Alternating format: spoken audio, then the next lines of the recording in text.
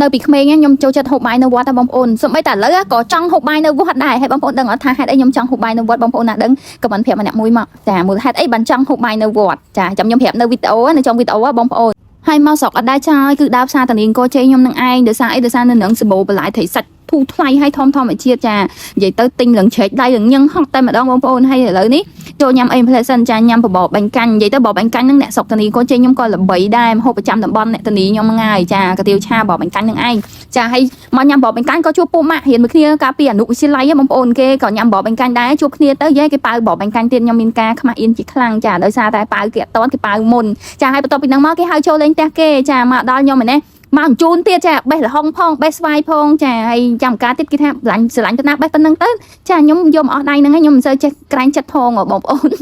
និយាយលេងណាបងប្អូនដោយសារខាន់ជួបពួកម៉ាក់យូរអូយឡើងម្នាក់ចាចាស់អស់ហើយម្នាក់គេសិតធ្វើការមន្ត្រីរាជការអីមានការងារនឹងថឹងអីចឹងណាអត់តែខ្ញុំទេនៅតែដងដូចចកដៃទឹកហើយខ្ញុំឯនេះបានដៃពួយយកដោយសារពួកម៉ាថាស្រឡាញ់ប៉ុណ្ណាបេះយកប៉ុណ្្នឹងទៅមើលទៅខ្ញុំបេះបានតែជើងហ្នឹងឯងលើក្រោយគេលេងឲ្យទៅផ្ទះគេ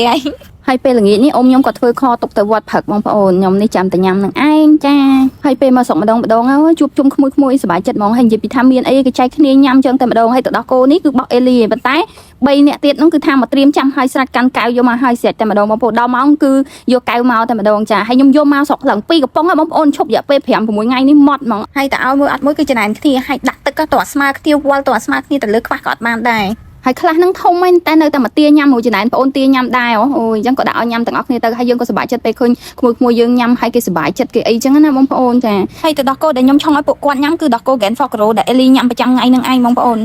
ហើយក្មួយខ្ញុំគេញ៉ាំឆ្ងាញ់គេញ៉ាំមកដល់ម៉ោងគឺយកកែវដល់ម៉ោងគឺទឿនយើងលើកយកដល់កោមកឲ្យយើងឆុងតែម្ដងហើយខ្ញុំតែឆុងឲ្យហើយគឺខ្ញុំយកកំប៉ុងទៅលាក់ឲ្យព្រោះគេសោកដៃគ្នាណាខ្ញុំខ្លាចវស្ងាត់លួចនាំគ្នាឆុងញ៉ាំអស់ព្រោះដល់ម៉ោងគឺកាន់កែវ4នាក់មករកយើងតែម្ដងអញ្ចឹងយើងត្រូវតែយកលាក់ឲ្យបាន